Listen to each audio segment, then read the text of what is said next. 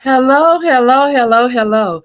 Thank you for joining the Business Plugs Mixer. Hi, my name is Linda Murray Bullard, and they call me the Business Plug. You've just tuned in to the Business Plugs Mixer, where we have business conversations for business people. And so tonight, I was to have a guest, but you all know that I won't say pandemic, but there is definitely a concern and increase in the flu virus. And so my guest let me know this morning that yesterday she started feeling ill and she woke up this morning thinking she would feel better and she didn't. So she's not able to join me. But because the show must go on, we're going to talk about what she and I was going to talk about. And later, when she's better, I hope she can come back and join me. So, again, my name is Linda Murray Bullard. You have just joined the Business Plus Mixer. I'm here 7 o'clock Eastern Time on Sunday evenings to have business conversations with business people for business people. And today is not going to be any different. I, so ironically, she and I actually talked earlier this week when she was fine. She and I talked and we became aware of some things, right? We became aware of the people who we try to bless because she and I both are connectors of people. And so we had situations we talked this week. This week, I've been doing government contracting. Like I'm more and more picking up government contracting. And so the part that I've been doing is kind of, I think they call it the slang of it is the middleman method, but the government calls it subcontracting. And so we've been trying to give get sub get subcontractors to have access to government contracts. My goal is for me to first do it myself and then to teach other businesses how to do it. And so just this week that we just finished, I contacted 5 businesses. Like I had actually been talking to them the weeks before, and the due dates on the contracts to submissions was this week, right? And in every single case, they didn't come up. It didn't come through. So then that led me to think and ask the question, why does businesses hesitate in getting access to more capital, and what can we do about it to change it, right? So I created a presentation when my guest told me she wasn't going to be able to be with us today.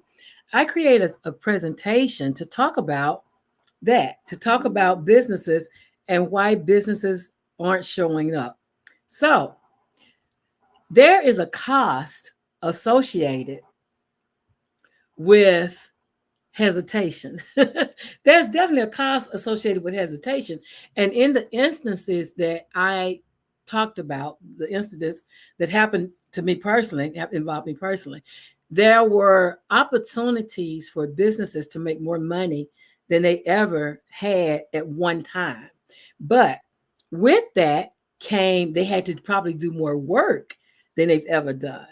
So I looked at that and thought, okay, so why are businesses hesitating? Now, these are conversations I've had along the way. So, what this looks like is if you're a business owner and I'm trying to fulfill something that you do, I will contact you and I will say, can you give me a quote?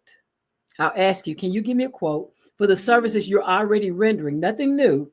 The services you are already licensed and available to render, right? Nothing outside of your scope, nothing. It's always based on what you're already doing. So I will contact these businesses as I run across these contracts and I will say, hey, here's an opportunity that I think we can both take advantage of. I will project manage it, right? I'll make sure the paperwork's done, all the administrative things are done, and you will get the sale. The sale goes to the business. And of course, the contracts have deadlines. So by them having deadlines, that means that you have to submit all the documentation by the deadline, or you have to submit, yeah, it starts out you have to submit the documentation. So I'll ask them for their quote. I'll write up the proposal. I'll do all the things, all the doings, making sure everything is as it should be, and then making sure that we have the best opportunity to win the contract. That's what I've been doing. And in 5 cases, 5 of 5 right now, right?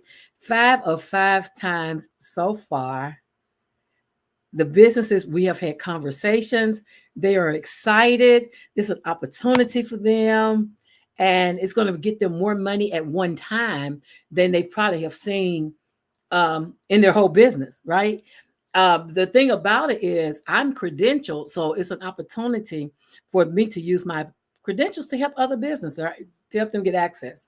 And so the whole thing is about being capital ready, because what happens a lot of times, businesses will say, well, I don't have access to capital. I hear that so many times.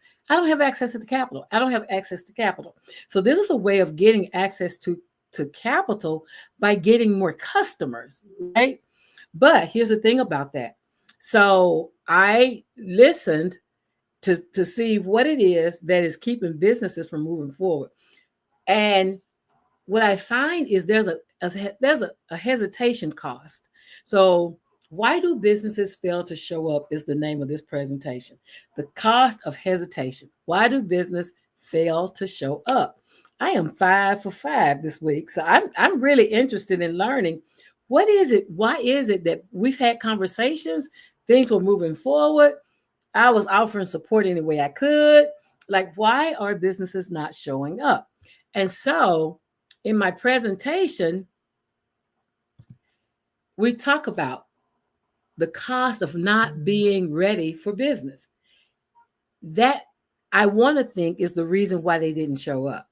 Like after they thought about it or after they talked to somebody, they realized, wait, I can't do this. And so rather than come back and say, hey, this is a great opportunity, but I'm not ready for it, right? They just simply go ghost. They just say, well, I won't say anything. I'll just back out of the conversation and just disappear. And I'm thinking, okay, but what that cost of not being ready to do business means you miss opportunities, means I won't ask you again, means you really are financially impacted by the money you could have made in the deal, right? It's totally legal, totally legitimate offer, totally doing what the scope is for that business already, not asking them to do anything outside of what they normally do, because we have conversation first. And the conversation starts off with, are you able to do this thing? And showing them this is a real thing, right? So there's no shammery or scammery or any of the things, right? Because I get when something sounds too good to be true, it's probably not true. I promise you, I get that. But I am risking my 12 years of business and my reputation on bringing this together, right? I am risking all that I've invested in for 12 years to get this deal to go through so that we win. I'm doing the front work, you're doing the back work, we're getting it together, and we're trying to win these contracts. That's what it looks like. But the financial impact is, again, it may be more money than these businesses have seen at one time. And I don't know. I don't know, honestly. So what happens when businesses aren't ready? So some common reasons why businesses aren't ready is there's a fear of scaling. Like they're like, oh, wait a minute, that's big. Like, can I even do this? Because these are like supersized orders. So these are not like, can you send me 1 or 2 products? These are like triple or quadruple what they're used to doing. And so, and it's one time. So it would be a great cash influx in their businesses. And so I get that they've never sold anything on this level. And I do get that some of them may have a fear of scaling, or there may be financial hurdles. Maybe they can't front that information or front that type of product or that size of order or whatever that looks like, right? So there may be some financial hurdles they need to cross, or something in the back of that head is saying, what you doing an order this big? Can you do this order this big? Do you have what it takes to do this? I, Fear jumps in and scares them and say, you're not good enough to do this. How dare you get an order that's bigger than all you sold last year? Like, how is that even possible? So there may be some internal things going on. Let's talk about those a little deeper, because here's the thing: the power of preparation. So when people set up businesses, what I do is I walk them through. Should have a checklist of 16 points. And this checklist of 16 points has things for them to do in order to make sure that their infrastructure is on point. That means they have systems and processes in place so that there's as much automation as possible in what they're doing, and they're not manually having to do a lot of things, right? So we walk through, my business owners and I, we walk through the checklist. Have you done this? Have you done this? Have you done this? All 16. A lot of businesses who haven't dealt with me probably haven't went through that check. I mean, probably haven't went through a similar checklist. And so when they're talking to me and I'm saying, well, hey, can you do this? Like, it sounds good, because in every single case, they were excited. Like, they were like, oh man, can I do this? Oh, I'm excited. Oh, this is gonna be good for me. Like, because they feel the adrenaline and they know what the possibility of this could be, right? And I have my reputation out there. I am not a scammer, have never scammed people, have never tried to take anything that didn't belong to me. Like, none of that. I'm not that person. I'm a top shelf person. Try to make sure I have top shelf performances, and that the people who I deal with are top shelf as well. Like, when I find out that somebody in my, circle, my circumference is not doing what they need to do, I just back away from that and I let them go ahead and be them. And I find somebody in the ecosystem that I've created to replace them that is credible, because it is very important to me that as a Black businesswoman, I do business well. It is extremely important to me, because there's too many people that come to me and say, I've had this experience or I've had that experience. And so I don't want that to be me. So therefore, we go through processes and systems, making sure that their business can withstand getting a massive order. Okay. But again, those people who I haven't trained, who I haven't spent time with, may not be able to do that. And so there's that. But then also, I try to make sure that the businesses that I've worked with, especially those I've worked with in the last couple of years, I try to make sure that they're certification ready. And so a lot of people aren't certification ready. They don't understand what that is, right? Certification ready means that checklist I told you about. Yeah. Well, there's a whole nother one that says capital ready. And so I'm actually teaching capital readiness on the 22nd of March at noon. So I have a class coming up for those people who haven't been through my classes, but I have a class coming up where I'm going to work with as many businesses as possible to get them capital ready, to get them certification ready, to get them ready in position, because I see that there's a need. The fact that these 5 businesses, that some of them I've worked with kinda, and then some of them I've not. I've worked with them as far as I know them. I've posted for them. I've supported them. We've had conversations, but they weren't my students. So these were students. These were people that are out here in the world, right? Doing what they do. And so I know they sell a thing, or I know they do a thing, and I'm trying to push business to them so that they are able to create income. Because a lot of times when people think they need capital, they think they need access to capital. In all um, in all fact, in all actuality, they actually just need more customers. And so this is my way of sending them more orders to do the products they sell, the services that they offer. Me doing that, doing government contracting, right? So again, certification readiness.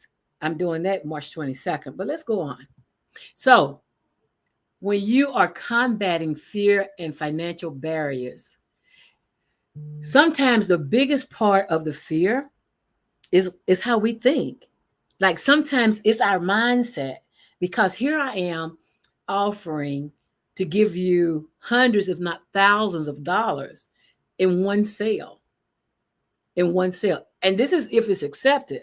We go into it together, but it's if it's accepted, you get the possibility of making hundreds, if not thousands of dollars. If you're one of those people who has that mindset about what they make an hour, or rich people don't go to heaven, or money is bad, or rich people never make it to heaven, I said that, or you have this barrier that you can't see yourself outside of what you've already experienced, then sometimes a mindset shift is needed. And I got something for that too. On the 15th, on the 15th of March, on a Saturday, I am emceeing a Women's United in Love brunch, where we're going to be talking about mindset, and we're going to be talking about love and togetherness and being around people. It is so, so, so, so very important for business owners to be around business people.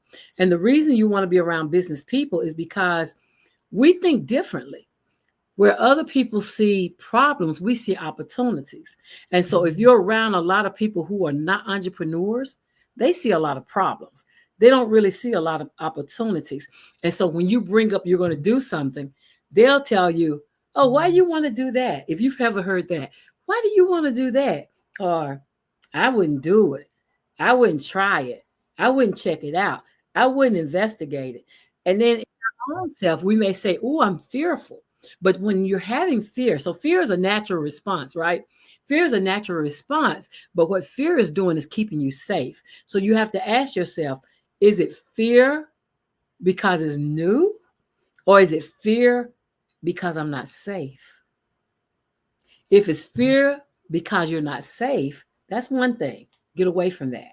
But if it's fear because it's new, then you need to do pros and cons. Okay, is this going to hurt me or help me? Like, what is it that I need to? Why do I need to go deeper? And do your due diligence. Make sure that you are not going to be harmed. Make sure that it is just the fear of new experiences and not anything that can hurt you, right? But then also, we don't have financial literacy. We don't have the financial literacy. Like when we sit down and crush the numbers, it may be that last week's experience showed them that they're really not priced for profit. If you do all this work, how much money will you get to take off? Like if you have to pay for products and raw materials and different things, after you pay for that, and after you pay for shipping and handling all the things, are you really making enough money? And it may be because your pricing is not set right. So there's financial literacy that we need to get stronger on. There's a mind shift that we may need to happen, right? So then you have to come up with strategies to show up and be ready for business. What does that look like, Linda? And I'm glad you asked me, because they call me the business plug. How do you get yourself set up to be ready to do business on a larger scale? So first of all, you need to have a clear marketing message, not just out to the public, but in your mind. Like you need to understand internally what it is I do and why I do it. What problem are you solving, right? What is the problem, first of all? And then what solution have you created that's going to get rid of that problem? So understanding what your offering is and understanding your capacity, right? So clear marketing message, and then leveraging strategic partnerships. I offered these 5 business a strategic partnership where they get paid and I get paid as well. I'm a project manager certified by PMI. The PMI is a project management institute that is globally recognized for their certifications. I have been a project PMP, project manager professional since 2012. So I have years of project management experience that I'm certified to do, right? So in this case, in these cases, that's what I'm doing. I'm doing project management. I'm making sure I set the project up, make sure that I have all the different players in place, making sure everything runs smoothly in order to go after these contracts.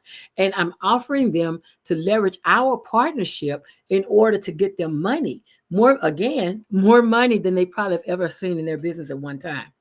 And then proactive follow up. So here's the thing: if by chance one of those three things I mentioned was one of the reasons why they didn't come through, a phone call, a discussion works well, because if you're not ready, you're not ready. And that's fine. That's fine. But what happens more times than not, business owners will go ghost. You will go silent. Don't do that. Don't do that. Because what you're doing is, if it's a valid offer and if it's going to help your business, when you go ghost, you're telling that person, don't, please don't bring me anymore because I can't handle it. And if you can't handle it, if that's true, then still say that. Say, hey, this is bigger than I thought. I'm not going to be able to do it. I truly believe that adults who talk it out will figure it out. I just truly believe that in everything, right? And so sometimes you have to do a self assessment.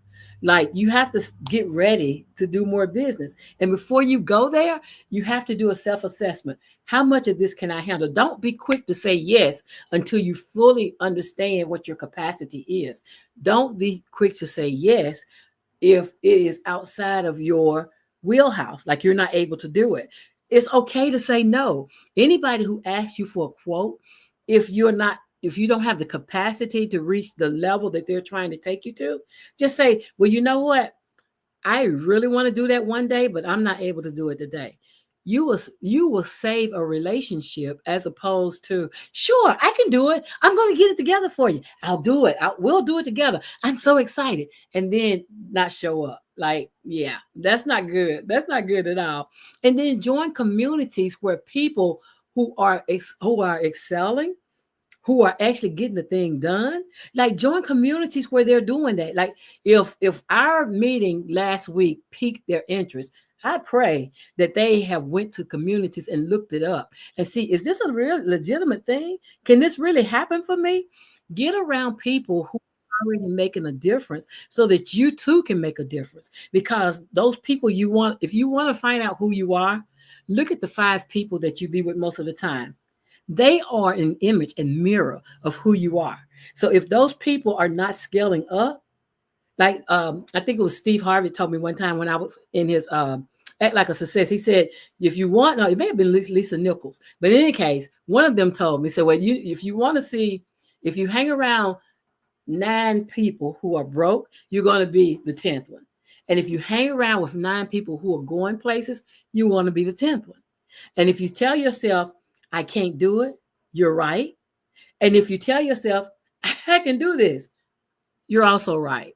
So being in a community where positive minded people are, where people are actually making moves and making changes and leveling up, being around people like that, there is a scientific study that says if you are 25 feet away from someone who is positive, that your positivity and your outcomes rise to like 15%. On the same scale, if you are within 25 feet of negative people, then your performance will decline 15%. You get to decide the community that you hang in. So be around positive people and sign up for workshops. If not with me, that is fine and good, because I only serve those who God sends my way. Anyone who's ever talked to me know that I'm on assignment. Like, if you don't know my story, check my story out. I'm on assignment. So there's only certain people who are supposed to be in my life, and I'm okay with that. So I don't get twisted or bent out of shape either way. But go to workshops, learn how to do it more. Learn, invest in yourself. Like, spend time learning how to go where you think you want to be. If you're at a business and you're just selling one-offs, like you're just selling to this person, then you had to find more customers, sell to that person. Then you had to find more. a lot of education is being done on that level, and I get it. And when you first start out, that is great the way to start out. First, proof of concept, right? Find out how many people need your service. But when you're ready to scale, when you're stop being a startup and you're ready to be a real business, you're going to need to be around people who are already where you're trying to go. So sign up for those workshops. So, in summary, opportunities don't wait. Either you're ready or you're not. If you come to me on March 22nd, I'm going to help you get ready. March 22nd is an online webinar where I am teaching you how to get ready for certifications, grants, contracts, and to get next level in your business. We're going to be talking about a lot of good things, and everyone in the room, I'm actually going to show you. It is a workshop, so I am telling you, bring your laptop, bring your tablet. It won't work on your phone. The phone is not as advanced. You're going to need some space. So ideally, you're on a laptop or a desktop. Ideally, if you can't do either of those, then there's a tablet. And get it, some of the things, most of the things will work on a tablet, but smaller than that, you don't want it, it will take you forever. Laptop, desktop. Go to the library, get on a laptop there. Like do what you need to do. But get to a laptop, get to a desktop, go to my page, right? I just posted, and we'll post here on LinkedIn, but go to my page and find out where those events are happening. Go get your ticket. The Women United in Love is a free brunch, and I'm sorry, it is not online. It is locally, and it's in Chattanooga, Tennessee. It's locally. But the workshop to capital readiness, to get your business ready to go next scale up, that's online. So it doesn't matter where you are with internet connection, you can definitely see and sit in. It's a 3 hour workshop. Bring your laptop. We are going to talk about getting your business capital ready so that you can be next level. So if I call on you and say, hey, I want to help, let's get this contract, you'll be ready. So with that being said and done, thank you for joining me, and share your biggest challenges to showing up and getting ready. You can put it in the comments wherever you're watching this video. I want to help you. I'm here to help you. My name is Linda Murray Bullard. They call me the Business Plug. You've just tuned in to the Business Plugs Mixer, and I am out here to help businesses scale up and get access to more business so that you won't need more capital. You'll actually be making that kind of thing in your business. And that kind of business, that kind of capital is debt free, right? Because you're making money and you're able to do more things with the money that you're making. So that's what I'm doing. Linda Murray Bullard, the Business Plug. And if you have any questions, I have not been looking at the comments. Okay, if you have any questions about what we've went through, then please let me know. But I am here to help you to scale up your business so that you can get more access. Here is the presentation that I just gave, and these are the slides. Again, the cost of not being ready for business is working against you, it's not working for you. Also, your business may have those barriers. You may have fear of scaling or financial hurdles or even imposter syndrome, but you can move through all of those because there is power in preparation. And if you are ready to go get that money, I'm ready to help you. So reach out to me. And I wanted to put the links. So I can't put the links. I wanted to put the links to the online workshop in the comments. So if you would like to join me on March the 22nd to learn how to get capital ready, I actually have, I don't know what just happened with Facebook, but in any case, I actually have that out there. It's in the chat. It's in the chat. It's in the discussion in the comments. So you can join me on March the 22nd. We're talking about you being prepared to get money in your business by doing government contracting, combating your fears, getting past your financial barriers, and let's just go and create strategies, right? To show up ready for business. That's what we're talking about. That's what this is about. This is the cost of hesitation. I want you not to have the cost of hesitation. I want you to answer this call to action. Get these steps to get ready to do more business. Get yourself positioned to do more business so that you can have the financial capital you need in order to do those things that you want to do in business. That's what we're doing. So, in summary, thank you for joining me. Again, opportunity does not wait. Either you're ready or you're not. And I would like to help get you ready. And in the comments where you're watching this, go ahead and share your comments on your biggest challenges of being ready. If somebody knocked on your door and asked you to give them a quote for more business than you've had last year, are you ready to answer? You could be. Have a great week, everyone. And thank you for joining me on the Business Plugs Mixer. I'll see you next Sunday. Have a great week, everyone.